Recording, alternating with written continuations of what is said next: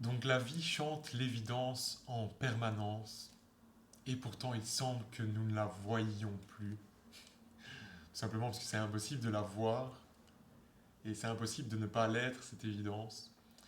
Mais il semble que les cinq sens nous trompent en permanence. Les cinq sens nous renvoient une localisation. Comme ce que je vois est retraduit comme étant à l'extérieur, ça retraduit une position. Je suis là et le reste qui est là. Ce qui est entendu, c'est la même chose.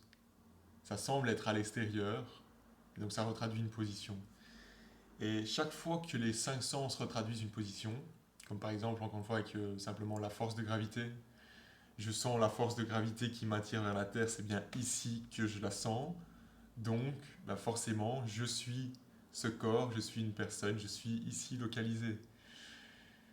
Et tout ce qui nous renvoie et qui confirme cette localisation ne fait que confirmer et renforcer l'impression, le sentiment de l'autonomie personnelle et donc l'impression, la certitude d'être une personne en contrôle avec le libre arbitre et qui soit au centre de l'expérience, qui vive sa vie, une vie personnelle.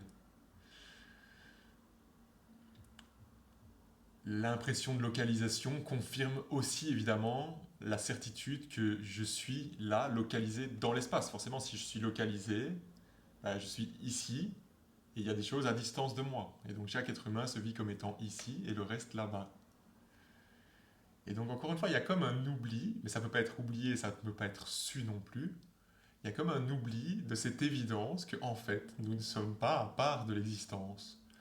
Et donc cette impression de contrôle, cette impression de direction, cette impression de venir du passé, de l'être dans le présent et de se diriger vers le futur, vient vraiment de cette reconfirmation en permanence d'être localisé, d'être dans un corps. Et du coup, c'est la cause de la souffrance humaine parce que l'impression d'être à part de tout, forcément, encore une fois, crée cet espace-temps complètement illusoire. C'est vraiment une fiction, quoi, d'être à part et du coup de devoir fonctionner dans cet espace-temps et de faire des choix. Et donc d'avoir sa vie en charge. Et donc, encore une fois, ben, avec tout ça, vient l'angoisse existentielle, l'angoisse du futur. Qu'est-ce qui va advenir de moi? Est-ce que je vais m'en sortir? Et puis forcément, je suis en danger. Je suis en danger vu que je suis une petite chose séparée de tout et qui du coup peut être, oui, peut être en danger face à l'adversité ou des soi-disant autres. Mais tout ça ne vient que de l'impression d'être une personne. Avant d'être une personne, et c'est pas non plus avant évidemment, mais il y a simplement la vie ici. C'est si simple. Simplement la vie qui suit son cours de manière spontanée et naturelle. Et effectivement, il y a une sensation énergétique très forte qui est là, d'avoir cette certitude. C'est vraiment vécu tellement réel d'être une personne à l'intérieur d'un corps, vraiment dans un corps, dans la chair, quelque chose de vraiment très matériel, encore une fois localisé. Et pourtant, c'est pas du tout réel. C'est vraiment. Je ferai aussi une vidéo par rapport à ça avec ce titre-là, mais du coup, bah, ce sera encore une fois évidemment la même chose. Mais cette vie, c'est vraiment une immense pièce de théâtre sans réels acteurs, quoi. C'est c'est incompréhensible, mais c'est pas comme on croit du tout, quoi. Et comme tout renvoie vraiment. Forcément, chaque personne se vit comme je vis ma vie et je suis en contrôle. Et donc, c'est jamais remis en question. Donc, forcément, parce que chaque fois qu'on croise quelqu'un, bah, la personne nous raconte sa vie, et ses circonstances de vie, etc. Donc, ça vient que reconfirmer que nous aussi, on vit une vie. Et puis, comme je disais, plus que ça, plus que juste la vie qui nous renvoie que chacun vit sa vie, c'est que, plus que ça, c'est que réellement, c'est vraiment viscéral, quoi, cette impression d'être, ce vécu d'être dans un corps. C'est énergétique, c'est vraiment, il y a un truc qui, comme, on est comme vraiment pris dans cette.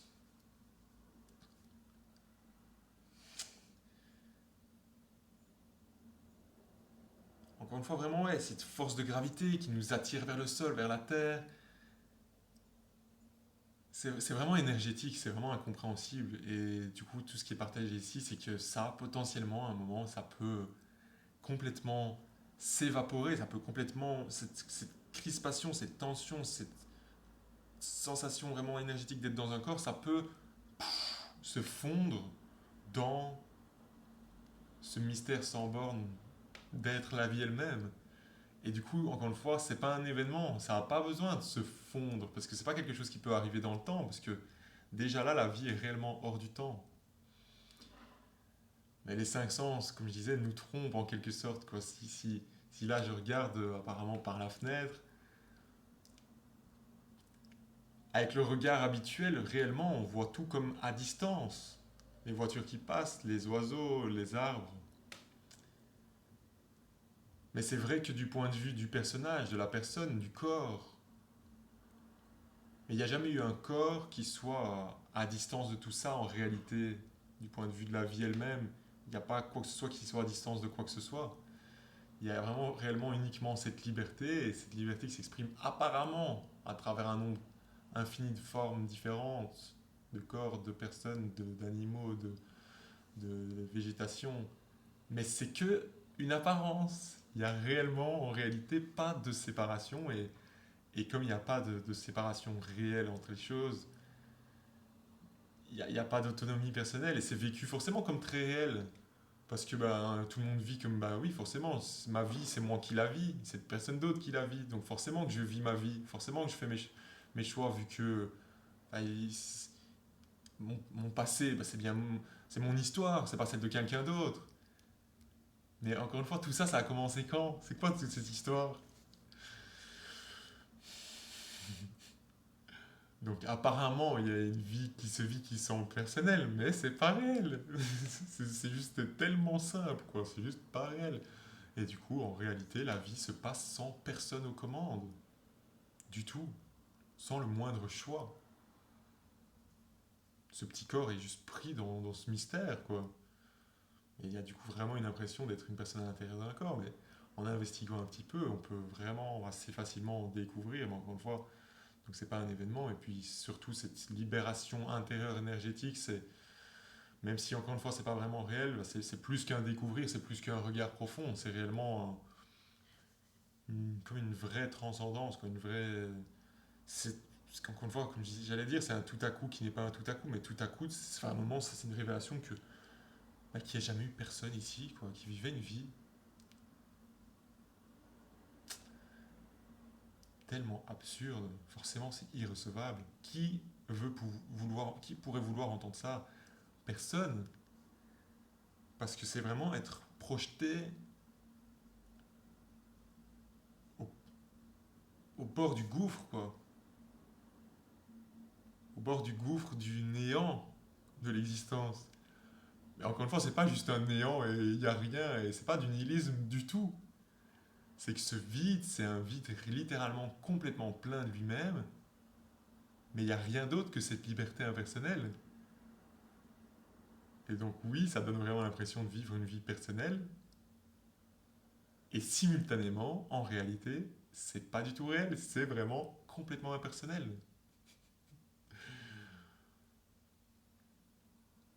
Et donc la vie chante l'évidence en permanence, encore une fois, si on regarde au niveau micro, si on regarde au niveau macro, enfin, ça se voit que la vie est, en même temps que d'être complètement chaotique, est divinement, c'est magnifiquement organisé, et en même temps c'est complètement sauvage, il y a rien qui a du sens en fait réellement. C'est juste tellement libre.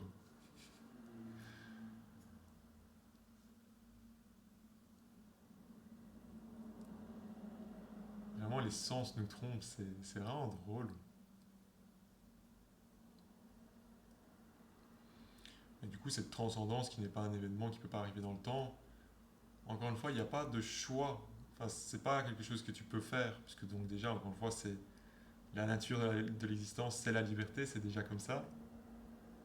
Et en même temps, bah, il semble que quand même, toujours actuellement, la plupart des êtres humains, même si c'est qu'une histoire, se vivent toujours comme réellement juste un être humain qui vit une vie personnelle, qui est en charge, qui fonctionne en toute autonomie et qui vient du passé, qui est dans le présent et qui va vers le futur, quoi.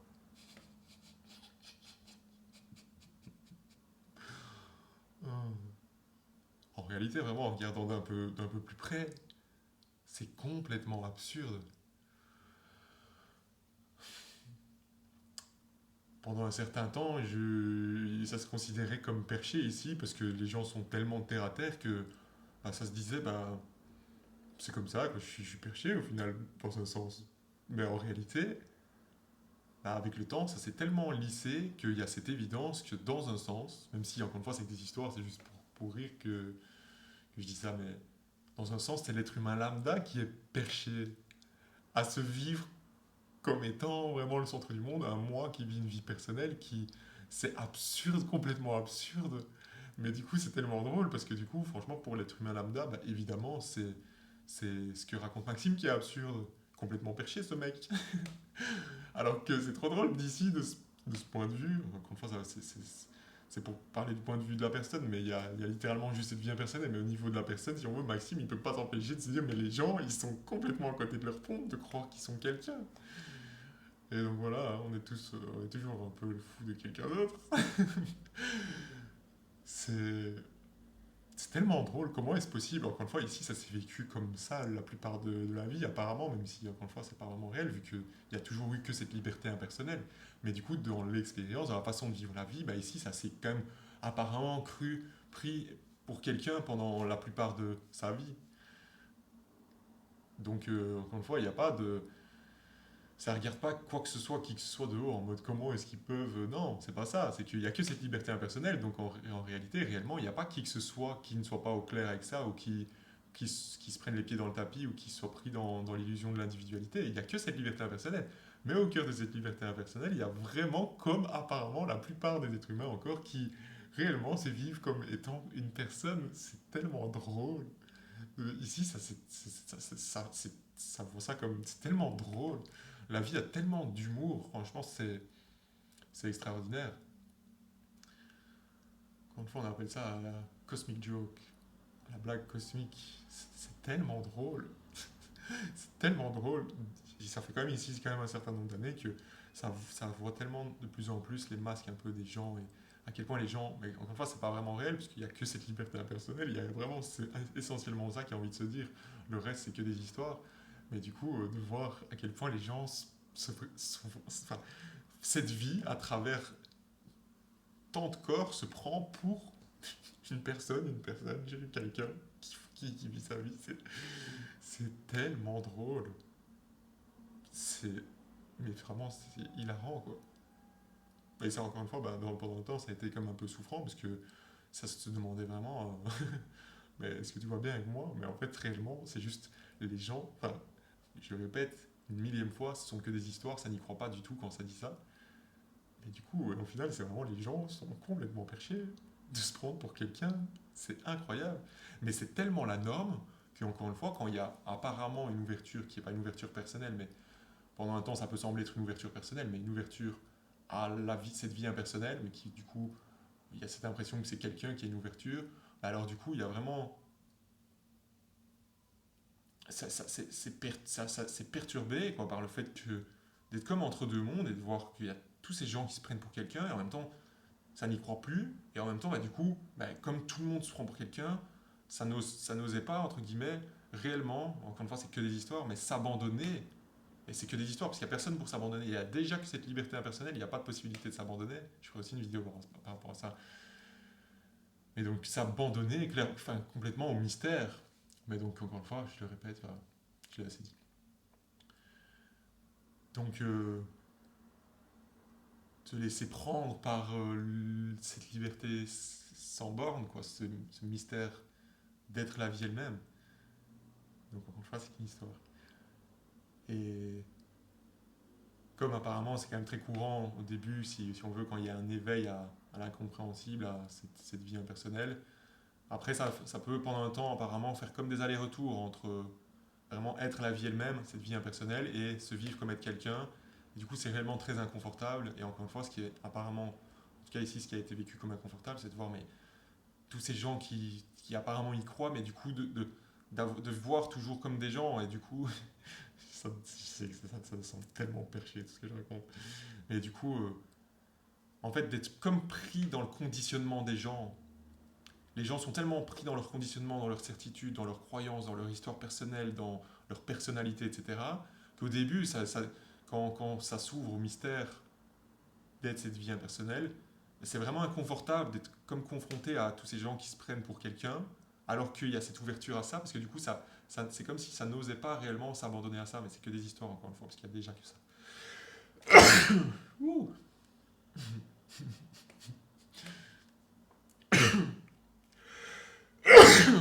Ah.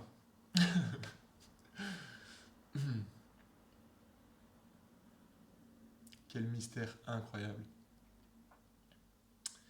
Et donc, bien que tu sois au clair ou pas avec ça, il y a un réveil, il y a un réel réveil. C'est qu'une histoire, mais les histoires sont faites pour être racontées aussi. Sur cette planète, apparemment, il y a quand même en ce moment, de plus en plus, il y a quand même un réveil de l'humanité, quoi. Une sortie de ce qui n'avait jamais commencé, c'est-à-dire sortie de la certitude de vivre une vie personnelle, quoi. D'être un fragment, réellement juste un fragment en charge et séparé de tout, qui fonctionne dans l'espace-temps. C'est en train de complètement se lisser et de disparaître chez beaucoup de gens, apparemment, vu qu'encore une fois, c'est qu'une histoire, vu que ce n'est déjà pas réel. Mais du coup, c'est magnifique, quoi. Ce retour, qui n'est pas un retour, à cette liberté impersonnelle. Donc, juste cette fin, qui n'est pas une fin, de l'histoire personnelle. Et donc, de tous les tracas. Et donc, encore une fois, ça ne veut pas dire qu'il n'y a pas des challenges, ça ne veut pas dire qu'il n'y a pas des défis, ça ne veut pas dire qu'il n'y a pas des choses qui, apparemment, parfois, ça frotte, et du coup, il y a des choses à régler, et qu'il y a un peu de tension, de crispation. Mais tout ça n'est plus vécu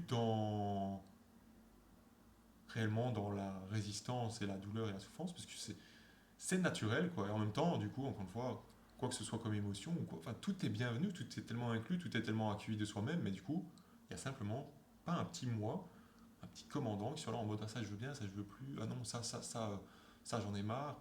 Non, il y a simplement ce qui se passe, et voilà, c'est tout, simple.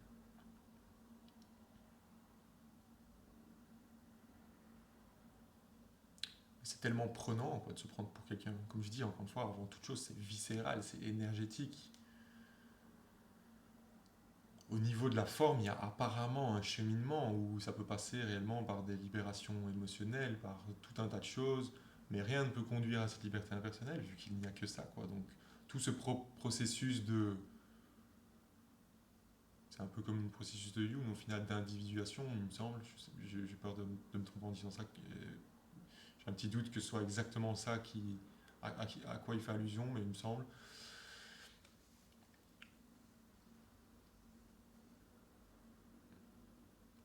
C'est extraordinaire, quoi. Un rêve d'individualité qui n'avait jamais commencé et qui pourtant prend fin. C'est un truc de fou. C'est incroyable. C'est incroyable.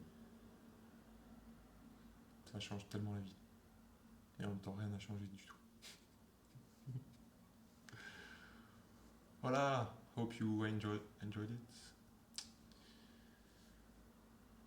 Comme toujours, on peut partir dans tous les sens, mais la ligne directrice reste la même. C'est qu'il n'y a pas de direction, il n'y a pas de choix, il n'y a que cette liberté. La vie chante l'évidence, simplement. Regardez d'un peu plus près. Les arbres qui poussent. Il n'y a rien de tel qu'un arbre qui pousse, c'est juste, c'est la vie, quoi. Il n'y a rien de tel qui puisse être appelé un arbre.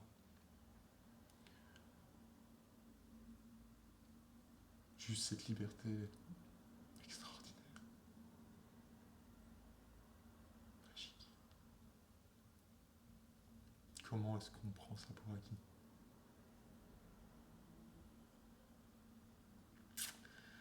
Alright,